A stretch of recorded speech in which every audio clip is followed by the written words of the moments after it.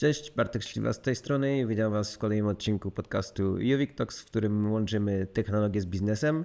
A dzisiaj porozmawiamy sobie o automatyzacji procesów biznesowych, a naszym rozmówcą będzie prezes spółki Xcode, Jakub Utkowski. Cześć Jakub. Cześć. Przede wszystkim przedstaw się proszę naszym słuchaczom, powiedz co Cię łączy z biznesem, jak długo Xcode już żyje i pomaga swoim klientom. Jasne.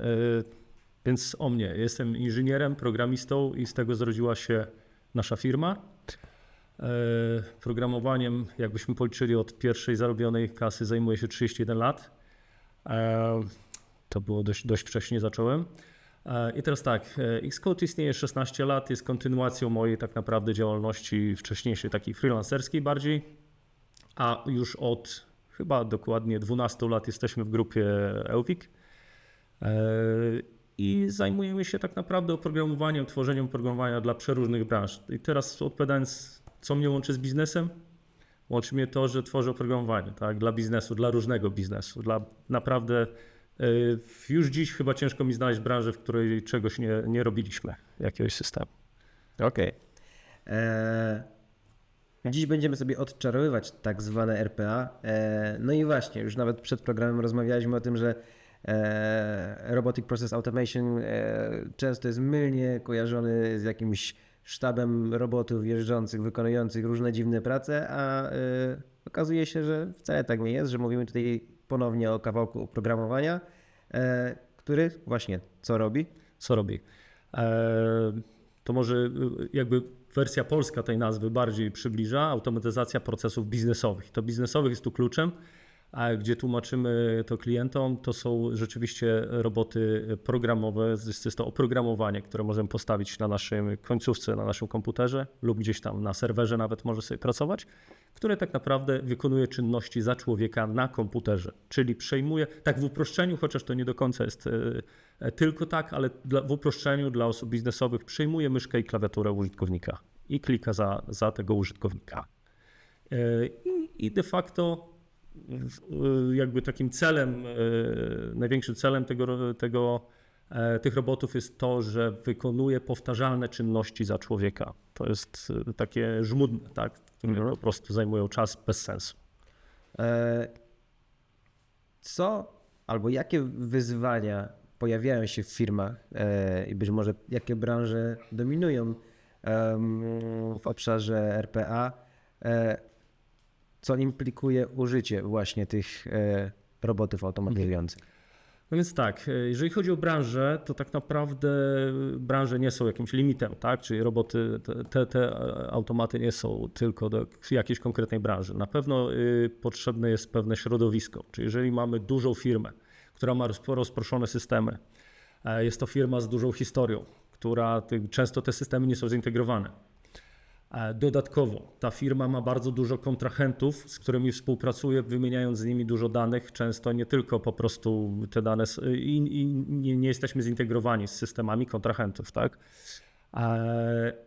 To w to miejsce bardzo często jak przyjrzymy się pracy ludzi, którzy te same dane wprowadzają trzykrotnie w różnych miejscach na przykład, tak? Albo mają dane w Excelu, przepisuje do systemu.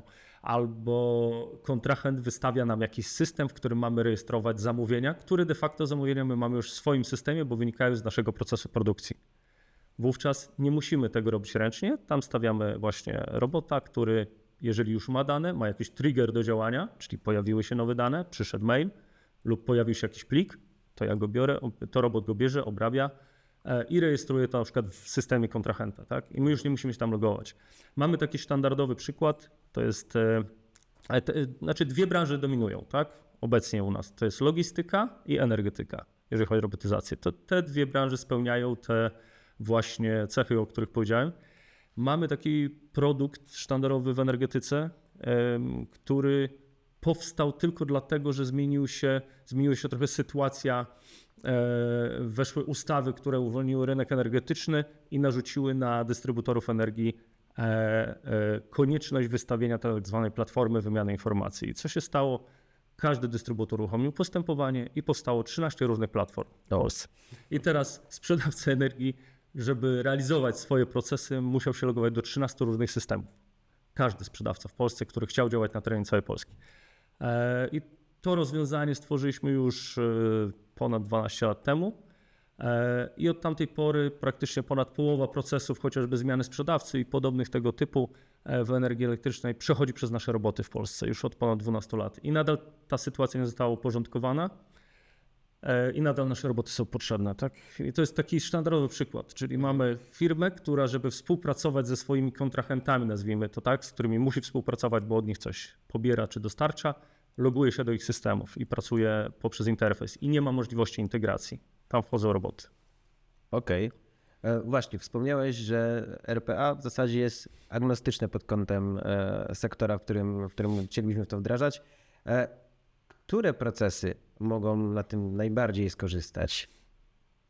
Tak, to jest dość trudne pytanie i zawsze jak rozmawiamy z klientami, to pada, tak? Co ja mogę zautomatyzować, jaki proces?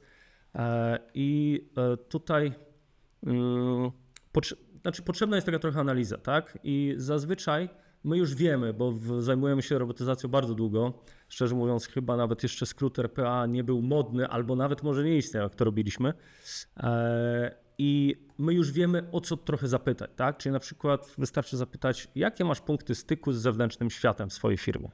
I klient wymienia, przychodzą do mnie maile, ktoś tam dostarcza dokumenty papierowe, mam system urzędu celnego, gdzie muszę rejestrować jakieś rzeczy i zaczynamy te punkty analizować, tak? I bardzo często w tych punktach są miejsca na roboty, tak? To jest ta pierwsza rzecz.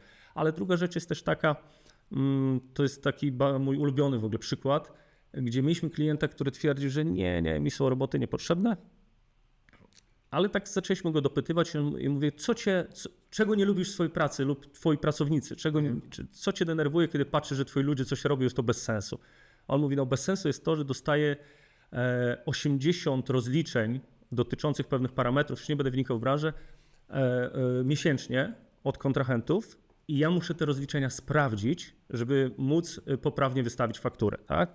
Więc muszę się zalogować do odpowiedniego systemu, to porównać i następnie wystawiam fakturę. I tak naprawdę to sprawdzenie na 80 tych rozliczeń w 2-3 były błędy miesięcznie, tak średnio nam powiedział. Więc on analizuje 80 takich rozliczeń, żeby 2-3 błędy wyłapać i poprosić o korektę.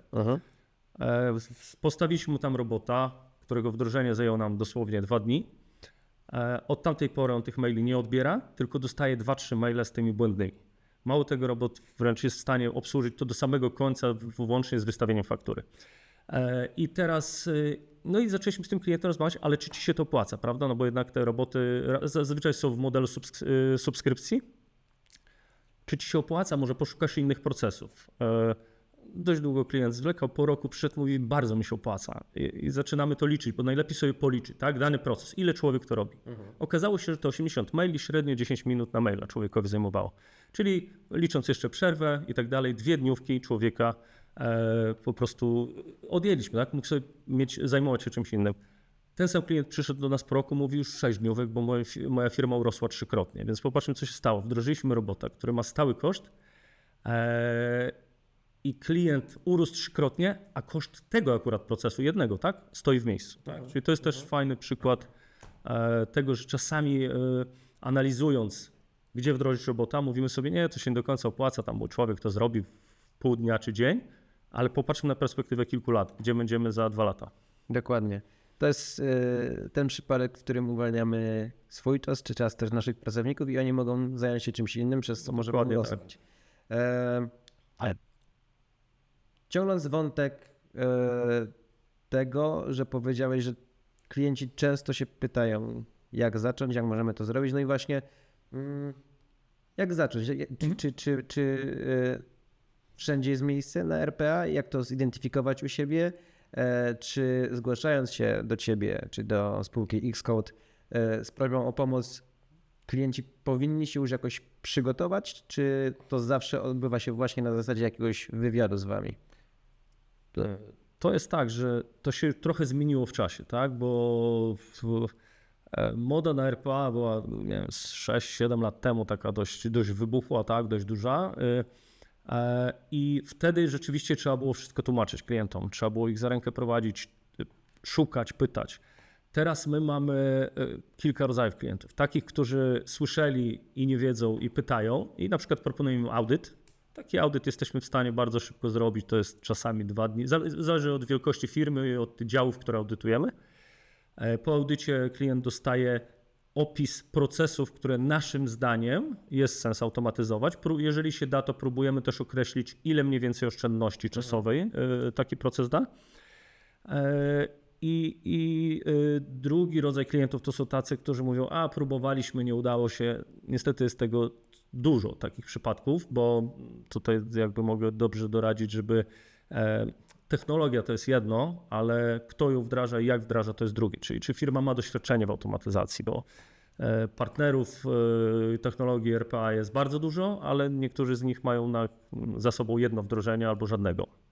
Więc warto to sprawdzić. I sporo dostajemy takich klientów, którzy mówią, no ja nie wiem, to się nie uda, już próbowałem. I mówimy, co próbowałeś, pokazuje nam ten proces, albo go definiujemy na nowo, albo dokładnie ten sam proces robimy w naszej technologii. Więc jakby początek jest taki, tak? Więc najważniejsze jest, żeby się, że tak powiem, udać do odpowiedniej firmy, do odpowiednich ludzi i zdefiniować sobie takie procesy. A kolejną rzeczą, co się dzieje po wdrożeniu pierwszego robota. Po wdrożeniu pierwszego robota prawie w każdej firmie jest wybuch pomysłów. Bo ludzie nagle widzą, tak? Wow, ja już nie odbieram tych maili. Ja mam 2 maile zamiast tych 250, tak? To ja mam jeszcze jeden pomysł. Często musimy hamować te pomysły, bo niektórzy już lecą za daleko, ale tak, to jest jakby już, jak ktoś spróbuje, to leci dalej. I tutaj łączę kropki i przychodzi mi do głowy też AI, o którym rozmawialiśmy w jednym z odcinków z Bartkiem Gładysem. Poruszaliśmy tam podobny wątek właśnie zidentyfikowania żmudnych, powtarzalnych czynności wykonywanych przez ludzi i zastąpienie ich kawałkiem kodu.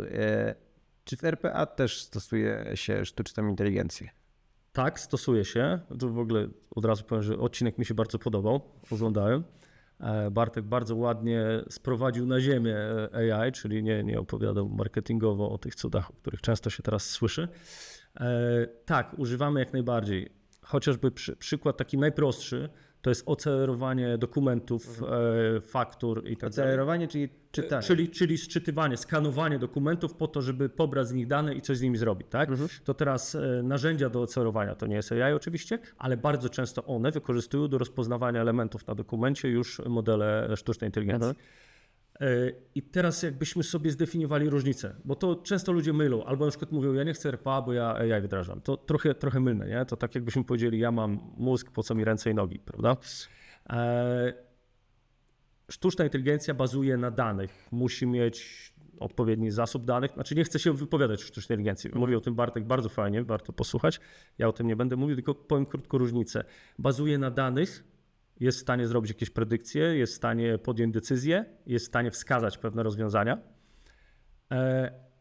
ale później z tymi danymi, czyli dane wejściowe, dane wyjściowe z sztucznej inteligencji, coś trzeba zrobić, tak? Czyli na podstawie tych danych trzeba wykonać jakąś czynność. I tu wchodzą roboty, tak? Czyli robot bardzo często zbiera dane z różnych źródeł, jest w stanie odpytać sztuczną inteligencję i na podstawie odpowiedzi wykonać dalsze kroki, tak? Także to jest tak jak człowiek.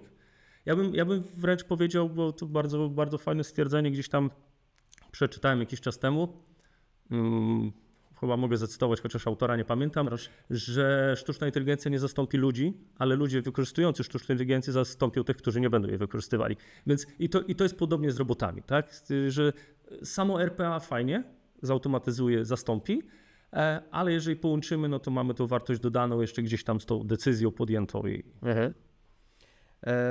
Biznes biznesem. Zastanawia mnie, czy w jakikolwiek sposób jesteśmy w stanie RPA wykorzystać też w naszej osobistej efektywności. Czy istnieje jakieś narzędzie, z którym może sam korzystasz, albo nasi widzowie i słuchacze mogliby skorzystać, automatyzując swoje jakieś powtarzalne czynności, które wykonują okresowo przy komputerze? To znaczy, powiem tak, ja osobiście, jak już wracam z pracy, to się staram odcinać od technologii, bo za dużo tego mam na co dzień, więc osobiście spędzam czas w ogrodzie, w lesie z psem i tak dalej. Staram się przynajmniej.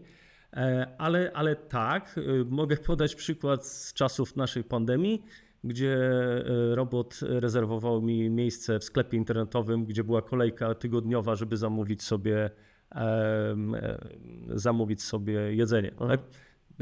To trzeba było wejść o odpowiedniej godzinie, pojawiały się sloty i trzeba było szybko kliknąć. No to robot mi to, że tak powiem, rezerwował. A propos prywatnego wykorzystania, nie powiem, żeby to było jakoś tam opłacalne prywatnie, żeby ktoś teraz wdrażał robota tylko po to, ale to jakiś tam przykład. Powiem też tak, że obecnie systemy operacyjne mają już i będą miały coraz więcej funkcji robotyzacji i właśnie sztucznej inteligencji i będą nas wspierały w wielu rzeczach. Także ja myślę, że dla wielu osób, żeby sobie wyobrazić, co to jest RPA, to jeszcze tylko dodam, bo wiele osób to wykorzystuje, a może nie do końca wie, że to jest jakiś taki zalążek RPA. Jeżeli jest wielu użytkowników Excela bardzo zaawansowanych, którzy nie mają nic wspólnego z programowaniem, z niczym, robią wspaniałe rzeczy w tym Excelu i chociażby używają makra. Czyli makro nagrywają pewną czynność, tak? I powtarzają na dziesiątkach tysięcy wierszy. To jest takie RPA, tylko na Excelu, powiedzmy. Tylko że RPA nie ogranicza się do Excela. Pracuje na całym systemie, na stronach internetowych, systemach różnych, tak? Także to jest coś takiego. Wracając do biznesu, czy z ostatniego czasu masz jakieś case studies, z którymi chciałbyś się podzielić? Może właśnie z tych branż, o których wspomniałeś, najbardziej sexy, jeśli chodzi o RPA, czyli logistyka / energetyka. Tak, to może o energetyce już tam wspomniałem, o tym naszym rozwiązaniu wcześniej, ale na przykład z logistyki. Mamy coraz więcej fajnych przykładów z logistyki. Jeżeli weźmiemy sobie pod uwagę firmę logistyczną, która ma bardzo dużo kontrahentów, bardzo dużo podwykonawców i pracuje na wielu rynkach, nie tylko w Polsce, tak? Czyli musi pewne dokumenty, zasady spełniać dotyczące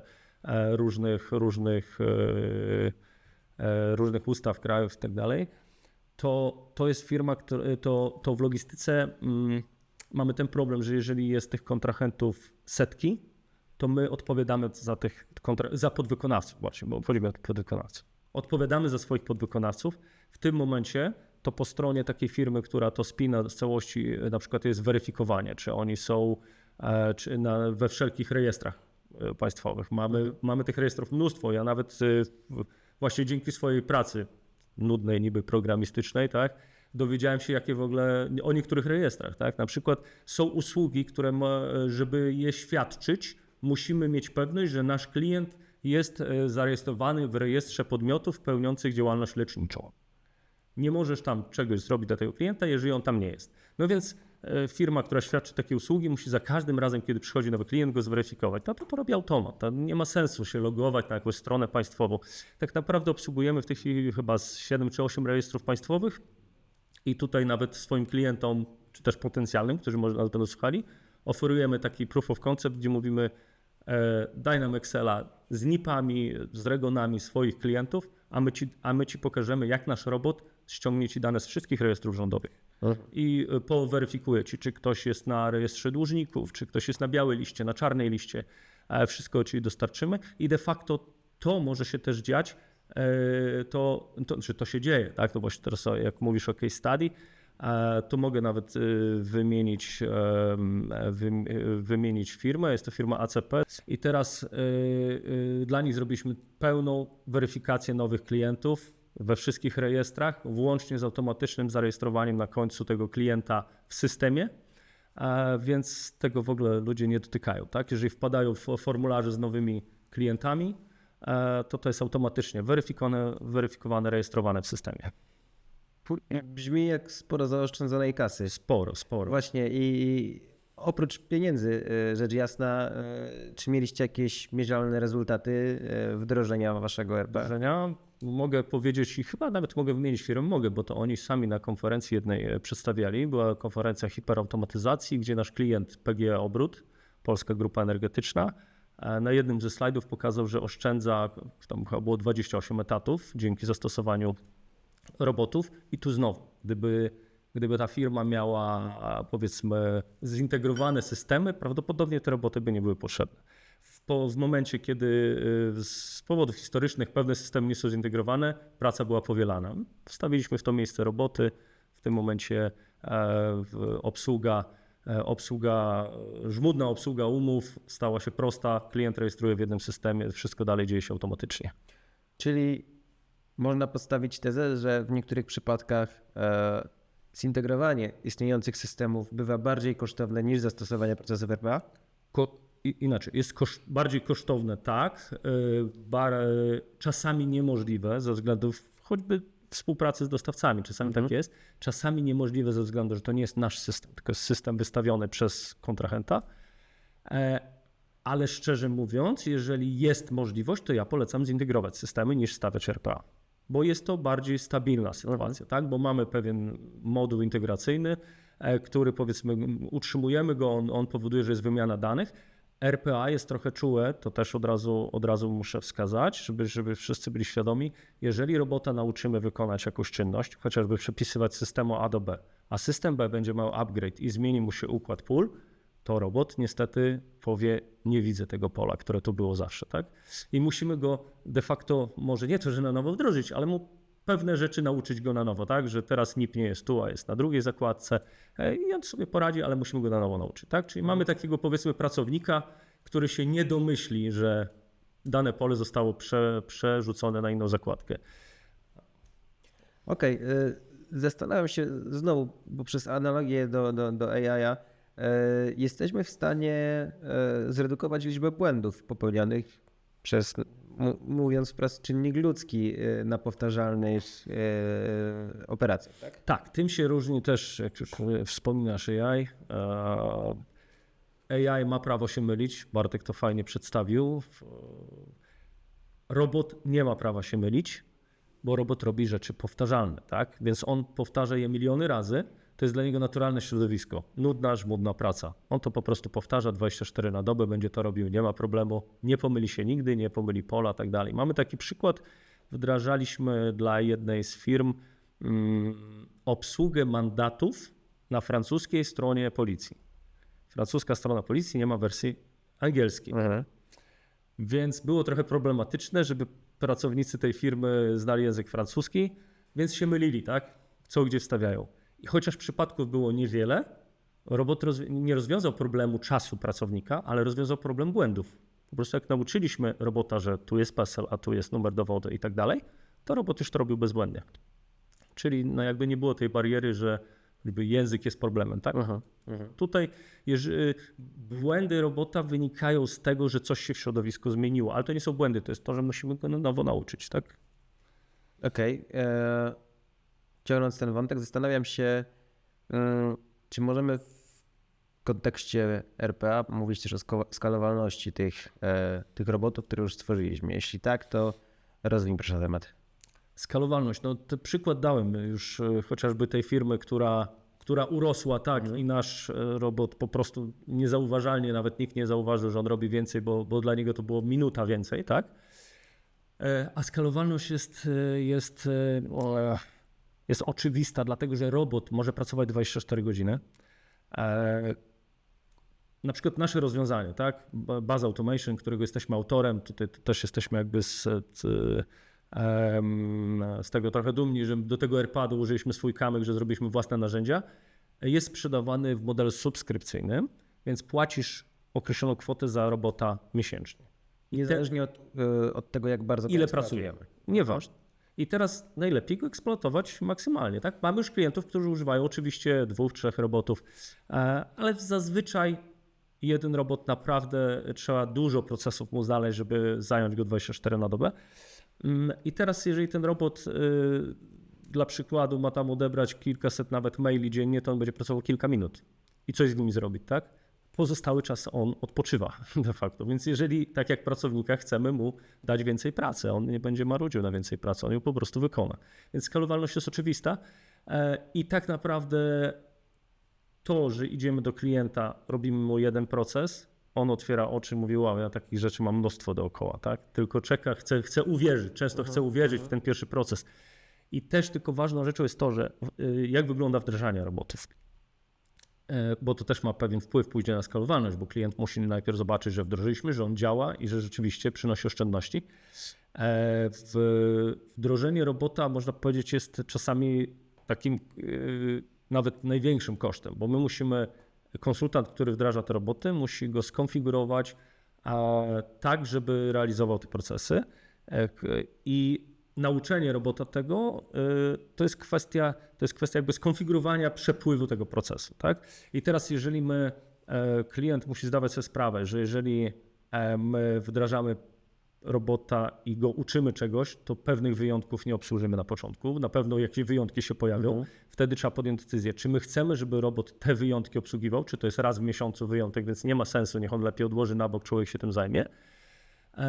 I jest taka trochę stabilizacja na początku. Tak? Jak już robot jest nauczony tego środowiska, nie ma żadnego problemu, on zaczyna ładnie pracować i klient wtedy otwiera oczy, super, to działa, mam kolejne pomysły. Tak? Także w ten sposób.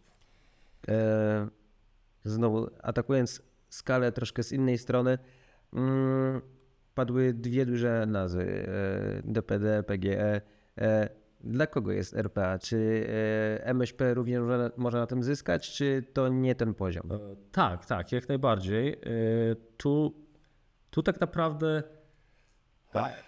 ja bym nawet nie określał wielkości firmy.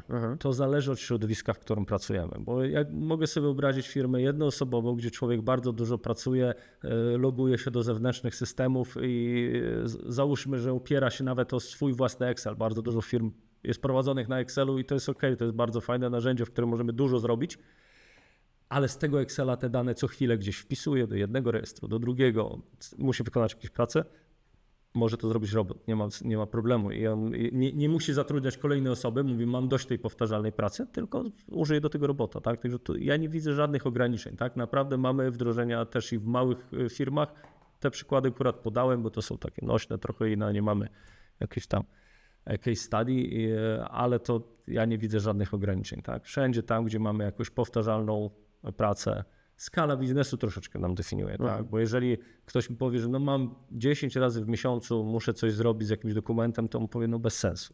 Bez sensu wdrażać robota. Ale jak już ktoś mi powie, że poświęca 2 dni w miesiącu na coś, no to już tutaj jestem w stanie sobie wyobrazić, że warto postawić robota, który z tych 2 dni zrobi mu 15 minut na zweryfikowanie pracy robota. I tym samym możemy dokonać porównania opłacalności właśnie. Dokładnie tak się to robi. Dokładnie tak się to robi, przeliczamy to na czas. Oczywiście nie bierzemy pod uwagę, że pomyłek człowieka, nie bierzemy pod uwagę tego, że człowiek nie pracuje tak naprawdę 8 godzin, tylko pracuje wydajnie tam 6 godzin.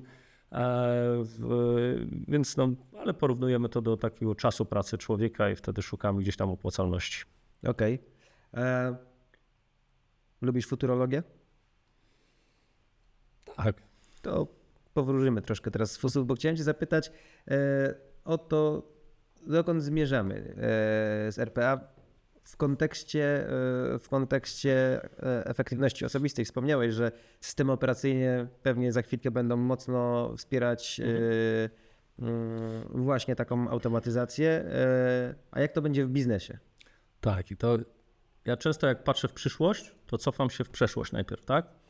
I teraz jak sobie pomyślimy, bo to jest też dobry przykład, jak pewne rzeczy wchodziły do naszego życia, tak?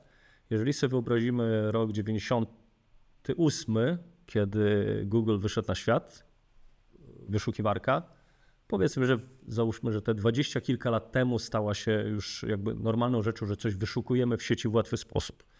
Wcześniej musiałeś znać dokładny adres strony, do której chcesz się dostać, tam ciężko było coś znaleźć w internecie.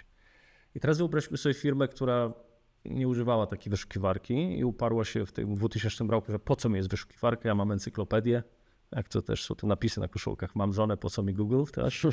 No to powiedzmy uparli się i z tą encyklopedią zostali, nie? No to możemy sobie wyobrazić, co się z nimi stało, tak? Z tymi, którzy są w stanie wyszukać. A w dzisiejszych czasach na to w ogóle jak wyszukiwarki może nie być, tak? To nie da się po prostu funkcjonować.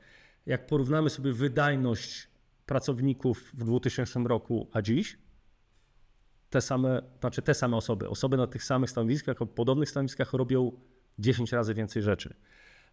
Sam osobiście zapewne nieraz jadąc samochodem puściłeś komuś blika, zapłaciłeś za coś, kiedyś byś szedł na pocztę, wypełniał druczek i tak dalej. I to samo uważam, że będzie za kolejne 20 lat, czyli wiele rzeczy się uprości, wiele rzeczy będziemy robili dużo szybciej. Nie wiem, jak nasze mózgi to wytrzymają, bo i tak ja sobie tak przeliczałem, ile bodźców dostajemy, ile my rzeczy naraz robimy. Będziemy jeszcze więcej robili, więc to jest ta przyszłość. I teraz tak, jeżeli popatrzymy sobie na RPA, I to ostatnio ktoś pytał, czy firmy logistyczne powinny używać RPA. Ja mówię, mogą nie używać, tylko co będzie z tym, że marża ciągle będzie malała, bo konkurencja jest ogromna na tym rynku i ci, którzy gdzieś pomału odcinają małe koszty, tak, są w stanie po trochę zdejmować te koszty, będą w stanie mieć lepszą cenę, to gdzie będą ci, którzy nie wdrożą RPA, nie wdrożą sztucznej inteligencji, tak, no po prostu nie będą istnieli, no tak jak wspomniałem wcześniej. No tak, koszty pracownika też wzrastają z roku na rok i faktycznie lepiej, jeśli już je ponosimy, kierować siłę i umiejętności naszych ludzi tam, gdzie kreatywność i nieszablonowość jest wymagana, a nie do realizacji powtarzalnych procesów, które mogą za nas zrobić roboty. Tak, ja mam wrażenie w ogóle, że w obecnym świecie ludzie, jak popatrzymy nawet na nasze dzieci, ile bodźców mają, ile rzeczy naraz robią, odpisują na wiadomości, słuchając jakiegoś podcastu i jeszcze odrabiając lekcje, to wydaje mi się, że ciężko będzie już niedługo znaleźć człowieka i powiedzieć mu usiądź tu i z tego pola przepisuj w to pole. I tak cały dzień. To I jeszcze bądź z tego zadowolony. Wydaje mi się, że będzie coraz trudniej takich pracowników znaleźć. Super. Na zakończenie mam dla Ciebie pytanie standardowe dla tego programu. Czy jest coś, co w ostatnim czasie jakoś Cię zainspirowało? Jakieś przeżycie, doświadczenie, książka, film, rozmowa? Tak, jest. Jak gdybyśmy się spotkali tak z 10 miesięcy temu, rok temu, powiedziałbym Ci, że nie wiem co powiedzieć, pewnie przeczytałem fajną książkę, ale jest pewna rzecz, która bardzo mocno w tym roku zmieniła moje podejście do planowania, do realizowania rzeczy. Wiosną tego roku miałem taki wypadek podczas uprawiania sportu. Nie będę wnikał dokładnie. Stałem się osobą niepełnosprawną na 2 miesiące. 2 operacje nogi, wózek inwalidzki i tak dalej, i tak dalej. I słuchajcie, przez tyle lat, co działam, ja bardzo często różne rzeczy planowałem i ciągle sam sobie wmawiałem, że ja nie mam na to czasu. Że ja nie mogę tego zrobić, tak dosłownie. Nie mogę tego zrobić, nie mam jak. Kiedy byłem tą osobą niepełnosprawną, zdałem sobie sprawę, ja teraz nie mogę. Przecież ja miesiąc temu mogłem wszystko. Od tamtej pory kompletnie inaczej podchodzę do odmawiania sobie zrobienia czegoś, tak? Albo mówienia, że czegoś nie mogę. Ja dosłownie w kilka miesięcy zrobiłem 2 uprawnienia, o których myślałem przez 10 lat. 3 jest w trakcie, zbieram godziny, które są mi potrzebne, więc jakby mam takie... Fajnie jakby osoby, które nas słuchają, nie musiały doświadczyć tego i nagle być uziemionym ni stąd, ni zowąd, tylko już teraz sobie powiedziały, że mogę tak naprawdę. Jak ktoś mi teraz mówi nie mogę, ja mówię kłamiesz. Możesz. Super. No. Mocno inspirujące. Dzięki za to. I dzięki za dzisiejszą rozmowę. Mi bardzo odczarowałeś temat, który już teraz całkiem szczery, wydawał mi się mocno nudny, a po rozmowie z tobą powiem ci, że wrócę do biurka i będę googlował i odpytywał oczywiście czata o pewne inspiracje. Dziękuję wam, drodzy widzowie, słuchacze, za dzisiejszy odcinek i zapraszam na kolejny UX Talks. Dziękuję.